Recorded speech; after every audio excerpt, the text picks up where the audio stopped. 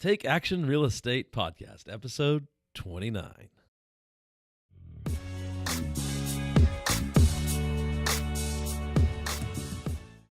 Welcome, everybody.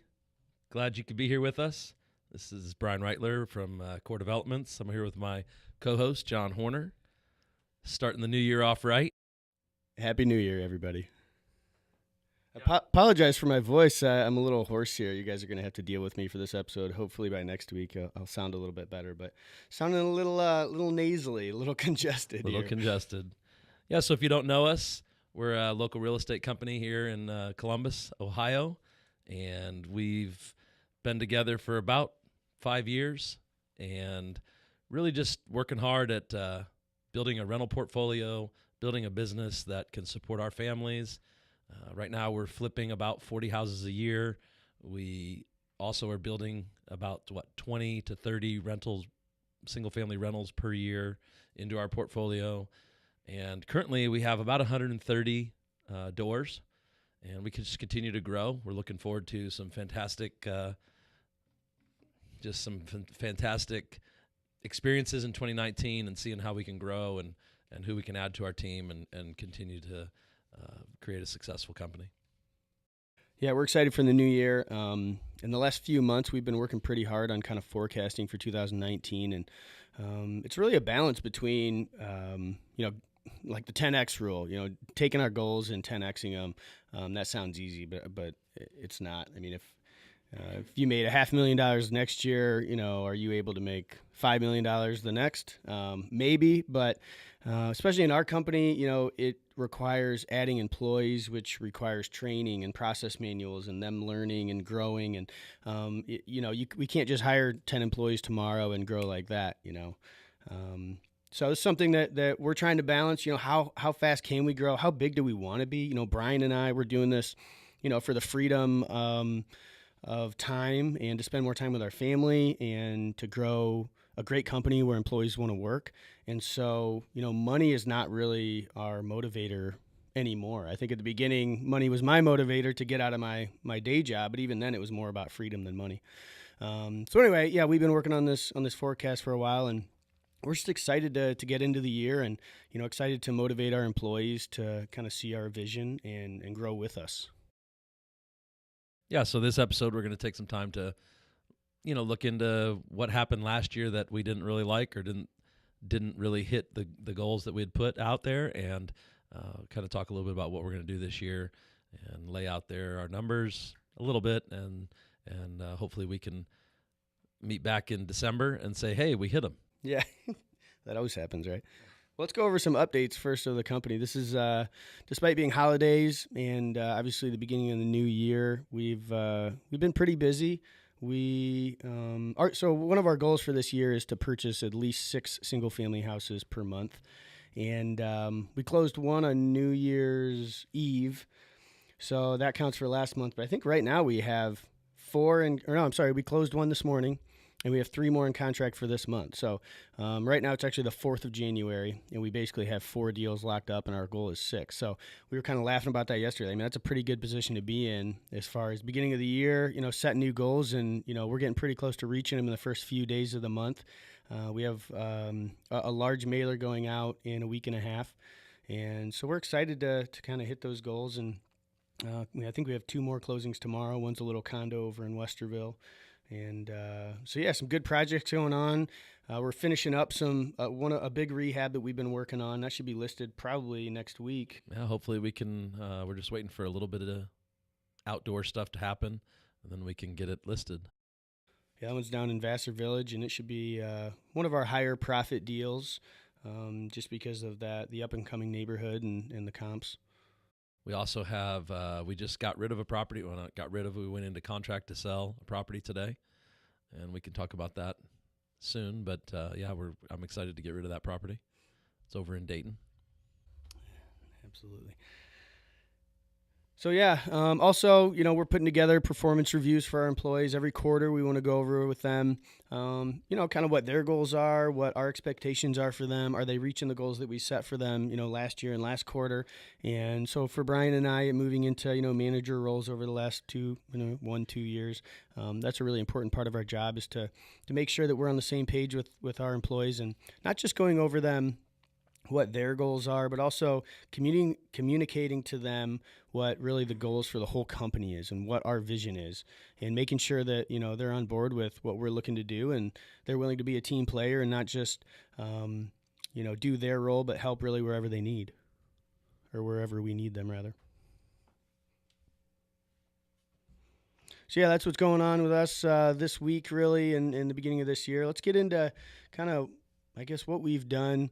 Some of the things we've done right, some of the things we've done wrong, and what we're looking at going forward for 2019. Yeah, like everybody, I think, at this time of year and at the end of last year sits down and tries to reflect on what they've done right, what they've done wrong, kind of set some goals for the next year. So we've done that.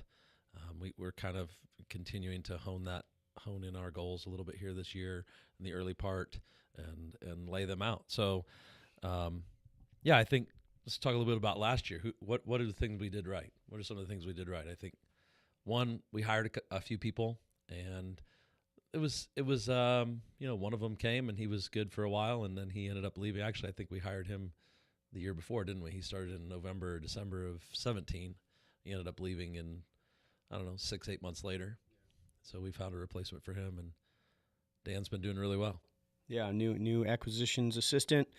Soon to be acquisitions manager, probably. Like I was talking about those deals we locked up. Almost all of those are because of him. I mean, some of them were ones that I was working before he started, but he's a go-getter, and he has been, going above and beyond. Really, what I was able to do before he was with us, and he's doing. I did everything I could to help train him and put a process manual together for him, but he's kind of taken that and even added to it and kind of does his own thing, and it's been working out really well, and we're really happy to have him. We also hired at the beginning of the year. We hired an administrative assistant to help us with a lot of just detail things like sorting through bills and mail and helping sort leads that come in for rental properties and that kind of thing. And she's doing really well. She ended up leaving to go back to her previous job. She kind of got lured back. So we started looking and found another great person, Megan. She joined us 90 days. She just passed her 90 days, and she's fantastic. She's part-time, but she's doing a really good job. She's very detail-oriented and super excited to see her grow into our company even further as much as she can. Yeah, and one other position, it's still a contract position, but it's kind of a social media, I don't know, what do you call it? It's kind of social media coordinator, I guess. Yep. She does both graphics design and post on social media. She edits some of the video and stuff. Her name's Heidi, and she's been doing a great job. I mean, we hired her, and I don't even know what our expectations were since we haven't really done this before, but she has far exceeded what we thought she was capable of. And she's only part-time. She doesn't work that many hours a week. And just the content that she pumps out is really great. If you guys are, if you're a part of Take Action Real Estate or our core development site or core rentals or John Buys Houses or any of the sites that we have or social media pages, you'll see a lot of the stuff, Facebook, Instagram. I think we do Pinterest and Twitter and all this stuff. I don't even know I'm practically an old man now. That's why we hired her, so she can do her thing and do it better than we even know how to. Yeah, but she's really great, and we're grateful for all the employees that we hired this year. And I think that hiring as you grow is one of the hardest things you'll do. Hiring and managing. You want to hire the right people, and you'll find out pretty quickly if they're manageable or not. And I think everybody we hired this year is really, really great and fits in with the team well, and we're excited to grow with them. Absolutely. We also we bought 32 units this year, multifamily. So we're trying to grow in our multifamily category. It's also been a learning process. I mean, we'll talk a little bit later about some of the mistakes we've made in that. But we're learning, and we're trying to expand that. The market's pretty tight in that area, so I don't know what we'll be able to do this year, but that's I feel pretty good about that. That's 32 more doors that we put into our portfolio. Yeah. And the markets certainly become more tight even in the last 12 months. We wish that number was bigger, but we're not going to sacrifice profit and cash flow just to pick them up. If our goal was, I think our goal was 70 units, and we got 32. But we're not going to overpay for something. So you kind of have to balance between sticking to your goals. We could have reached our goals as far as units and paid too much, but that's not really a good investment either. So we're happy with what we've done. Some other things this year, we've done a pretty good job of stabilizing both our single family and our multifamily rental properties. We had a 12 unit property that we had pretty much a lot of our cash in and some private investors in, and we didn't know if we were going to sell it or keep it. And we ended up holding it and kind of stabilizing it and getting some good tenants in there. And we talked about, we just refinanced that one recently on a strong, I think they did 80% of purchase and rehab. So we got a good chunk of that money back. And really our goal probably 12 to 18 months ago was to stabilize as much as we possibly could, just in case the correction comes. And the market is a little bit down right now. It's hard to tell if that's seasonal or, it is a correction or something leveling off. But it's nice to know that pretty much all of our rental properties are on long-term loans with good interest rates. And the balloons, our next balloon is maybe due in like 10 years or something like that because of these refinances we've done. So we feel pretty good about the cash flow that we have, even if the market does turn. Yeah, I mean, we had a number of single-family homes. I think we had about, 17 or 18 that had not so great loans on them, either private money or, investment banks. And we have refinanced almost all of those, and we're in the process of the last sort of small chunk of those to get those in a long-term stabilized situation. So I'm really thankful for that happening and the connections that we've made with a few different banks and lenders to make that happen. Yeah, that's fantastic and a huge win for us. Yeah, that kind of leads us to the next thing is building relationships. And this is one thing that I always strive for, is to reach out to new people, to just network, whether it's a lender, a flipper, a wholesaler, a realtor, just kind of building your network. And that's one of these bankers. That's how we found him. It was a friend of mine who we've been kind of came up together 5 years ago here in Columbus. We both flip houses. We work in different neighborhoods, but we still get together every once in a while. And we were just talking about, hey, it's hard to find good banks who can refinance with good terms. And he goes, hey, I got this guy. He's out of, I think West Virginia. And gave me his number, called him. He came in, and that's the 12 property refinance we did, and they got it done at 80%. And it's awesome working with him. We're doing another 6 with him right now. And, so just networking with my buddy who I've known for a while, reaching out to him and staying in touch with him. And then, networking with this new banker, this new lender that's really helped us out. So that's one way that we've grown. Also wholesalers. I mean, I really try to reach out to the wholesalers that I know as frequently as possible. And also, I mean, don't discount wholesalers if you haven't bought from them before, even if you haven't heard from them before. This one that we closed today, I don't think we've bought from this wholesaler before either, but he sent me the deal and, it looked okay. And, I hope to grow my relationship with him. So I'm the first guy that he brings deals to. Yeah, I was even talking to Dan about this yesterday, how I think all three of us were talking about how there's just a lot of people at the beginning of the year, they've got these goals to change their career or, start supplementing some income.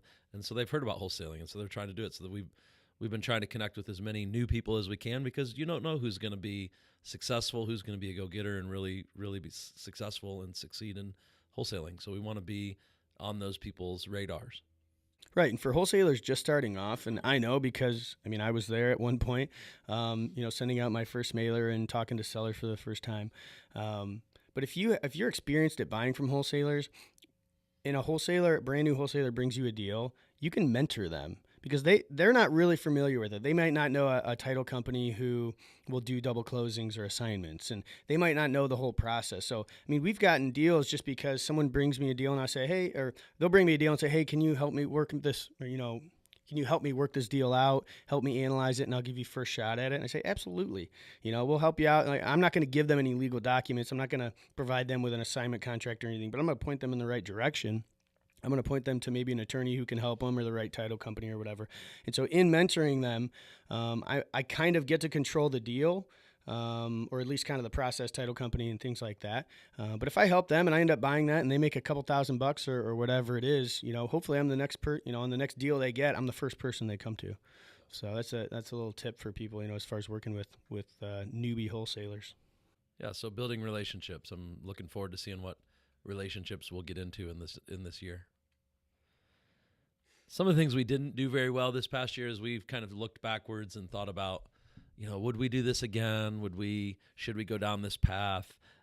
I think a few things, and maybe between John and I, John's the optimist and I'm more the pessimist. And I don't know, maybe it's half full, half empty. I don't really know how you define that, but when we forecast, I love John's numbers because they make my mind go like, hey, maybe we really can do that. But then as the months creep on, the numbers in his forecast, and they're legitimate forecasts, so we didn't hit our forecast numbers, but heck, if we had not done that forecast, where would we have landed? What goals would have been reaching for if we hadn't set something way out there that would be really challenging to get to. Yeah, I think there's like two mindsets around it. Some people say that you shouldn't set your goals too high because when you don't reach them, then it makes you feel bad or sad or whatever. Well, I'm kind of the opposite. I'd rather double my goal and go for that. So if you end up a little bit short, then you're still more than halfway there. And to me, I don't get depressed by missing our numbers. I still think it's exciting and happy doing what we're doing. But yeah, so we came in, we're about 30% under our net profit number that we set. And really, I think most of that was that I think we bought close to as many properties as we wanted for the year, but we didn't sell as many. So we bought quite a few and held on to probably a few too many as rentals. And I think, the profit numbers, we're comfortable with where we are. And really what we did was we just delayed that profit for another year. And while we're delaying that profit, we're getting rental income. We have a tenant who's paying off our mortgage. We're probably building appreciation like we have been for the last 5 years. And so, that profit number that we could have taken in last year is just going to be more if we sell this year or the next year or the next year. It's going to be exponentially more. Yeah, and we're also changing the tax structure a little bit. I mean, instead of getting direct income, we'll get capital gains, and that's huge. I mean, that saves, I don't know, 10 or 15% just in taxes. And so, as much as we can, we want to do that. I'd love to hold on a property. I'd love to buy every property and only sell properties we bought a year ago. So maybe someday we get to that point where, all the flips we're selling are just houses we've held on to for longer terms. Right. And that's really a growth thing too. I mean, we're in the growth stage still, adding employees and growing our marketing. So we have to sell those houses to be able to pay the expenses, right? I guess we could rely on rental income alone, but then there wouldn't be a whole lot for Brian and I to live off of. But while you're in growth stage, you're going to have to sacrifice some of that long-term gain for some short-term profit to be able to pay the bills. Yeah, the next thing I think we did this year that I think we're not going to pursue this year, we tried to go a little bit further afield from our core competency of Columbus. We bought, 3 properties in Dayton, in the Dayton area. And I think at the end of the day on all 3, we might break even. And so I think we're going to leave the Dayton market alone for a little while and until we can get, maybe either someone else that knows it better than us. The guy that we had hired before, Josh, said he knew it and we trusted him. And like I said, it's a learning experience for us. But the house that we're getting ready to sell, that we just went into contract today, we'll end up losing some money on that. So just to get out of it. Yeah, that was an unfortunate kind of, strategy that we had. And we had an employee who was from the area and who was confident. And, I remember when we sent out our first mailer there, I think it was like 5,000 letters. I could not believe the response rate we got. I was just thinking, oh my gosh, we were going to kill it in Dayton because we had so many people calling us to take their house. And, so we, bought a few. That employee ended up leaving. We lost the tribal knowledge that he had and tried to kind of go through it blindfolded ourselves. And, Yeah, I mean, we'll break even or make a few bucks on all 3 properties. But yeah, probably going to leave Dayton alone for a while. So Yeah, I mean, unless we could find some more partners over there, maybe there's a real estate agent that knows the market and can help us, or some contractors, that kind of thing. But we just don't know those people, and so it makes it challenging. I remember when we had dinner with a lender named Roger a while ago, and he told us straight up, "Don't try to do this in another market. It's not the same." Yep. And we believed him for a couple of years, and then we neglected his advice, and turns out he was right. Dang it. This other one, I don't know if it belongs on this list. It kind of remains to be seen. But again, it's a little bit, not quite as far as Dayton. Again, it's going outside of our market a little bit. We bought 16 units in Heath last year, and not really sure where it's going to land. We've owned them for probably 6 to 8, maybe 8 months. Mm-hmm. And it's just been a different learning process. I mean, we've probably spent more money in rehab than we thought they needed. The tenant pool is not as good as here. The rental rates we were probably a little bit optimistic on. So yeah, it still kind of remains to be seen if we're going to be able to stabilize it, and I think we'll be able to, but it's taking longer than we thought it was going to. So I don't know if it belongs in what we did wrong and how we can fix it, but definitely one thing we did wrong is our mindset probably was a little bit off in that particular situation as far as how fast we could turn that property around. Yeah, I think, I don't think it's something we did wrong. But really with all of our multifamilies that we've been buying over the last 18 months or so, it's just kind of a due diligence issue. With single families, I think we got so used to them that, it became very easy to go in and analyze them. And when we started buying multifamily, we didn't really switch our mindset to the scale that we were buying. And so that's really something that, I wouldn't say struggle with, but something we're kind of striving for as we buy more multifamilies, to really dig into the numbers and, do all of our due diligence. And really it's not a challenge. It's just it's a learning curve. It's something that we are learning with every multifamily that we buy, as we go through these experiences, more things to look for and, more things to ask for when, from the seller, when we purchase the numbers and things like that. So, there's always going to be, you're always going to have to learn when you're trying new things, and that's where we're at. And, I don't think we'll have a problem with that. Do you want to do this second half? Is this another episode? Um, I mean, we're already probably at 25 minutes. yeah, sure. Well, those are some of the things that as we look back on 2018, that we feel like we could improve on. And it was a good experience for us to look back and kind of analyze and think about where we made some missteps, where we can make some changes into our, actions for this coming year. I think in the next episode, we're going to spend some time talking about what are the actions that we're going to take in 2019, and what does that look like for us as a company? What does that maybe look like for you as you're starting out, or as you're trying to grow your rental portfolio or your flipping business? So look forward to that in the next episode. Absolutely. For all our listeners, I mean, if you guys, if you have questions for us, or if you guys have topics for episodes that you guys want to hear about, feel free to reach out to us. You can go to takeactionrealestate.com. Even if you just want to have a phone call, I'd be willing to hop on the phone with you and talk about whatever you guys are working on in Central Ohio. We're always, we're looking for deals. If you're wholesaling deals, selling deals, whatever, but really, we love real estate. I try to immerse myself in the industry, and, I love networking with people like we talked about before, and, building your network is very important to growth. So, like they say, building your network is building your net oh, worth. There's the cliche. I love it. But we appreciate you guys. Thank you for listening and supporting us. Hope you guys have a great year. Set your goals high and shoot for the moon. Absolutely. To see our show notes, you can go to takeactionrealestate.com/episode 29. Peace out. Peace out.